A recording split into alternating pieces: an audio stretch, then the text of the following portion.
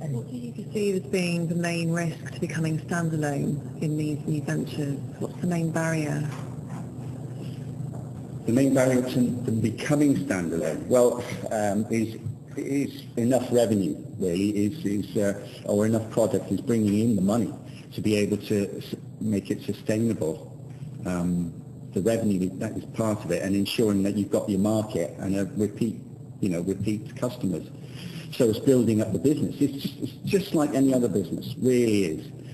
Although, obviously, we're kind of social workers, so we're not quite as adept and as erudite at creating businesses as perhaps yourselves might be. But this is a model that we believe, well, it has already worked, and we can make it work. So it is building up the business, really. How is it different to other models in other parts of the country? Have you come across anything similar? There's some great garden centres. Anything involved in catering, in horticulture or anything like that. There's plenty of them about, and there's a very good garden centre that I've seen in.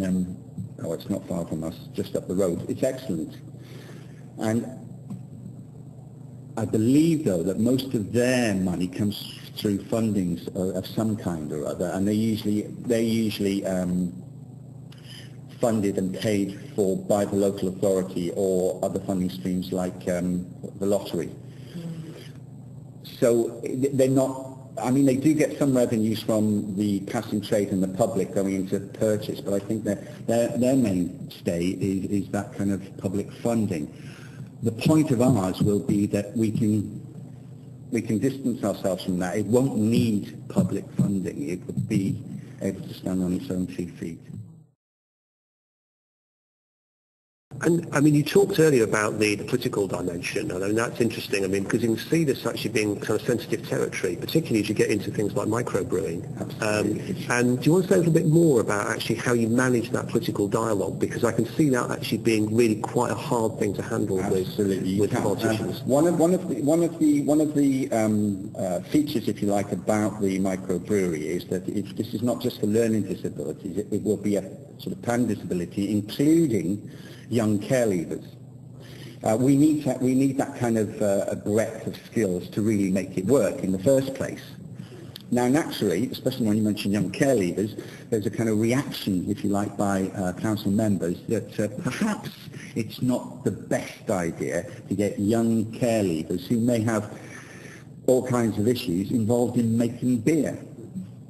My view was and still is that we need to be a little bit mature about how we approach this, and that I believe that it's that kind of bringing people, getting them involved in the production of something like this will hopefully allow them to have some respect for it and a greater understanding. So there were certainly sensitivities about that, but in the end, those views have prevailed, and they've gone with it. I think, I mean, actually, the involvement of other people in the council is something that's interesting to me, because, I mean, where this has originated is not necessarily where you'd immediately think it would originate from. I mean, you've obviously given it a lot of creative thought, but the degree to which your economic development colleagues have actually ever thought about this, have kind of initiated any of it, have been heavily involved in it?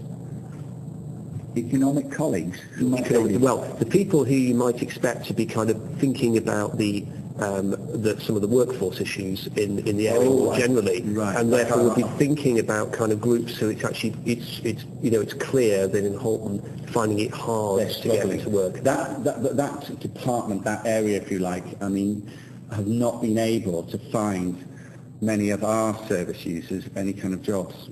But have they been involved in helping you? They have. They tried. But the bottom line is, it's quite clear to us that, look, we've got to get moving on this and just do it. It really is a matter of taking the risk, and there is a risk involved because these all might fail. I mean, we might make really bad beer. Nobody might want to buy it. There's any number of risks involved. But we have to take it. And it's persuading the council members in particular, but our directorate, that it's a risk worth taking.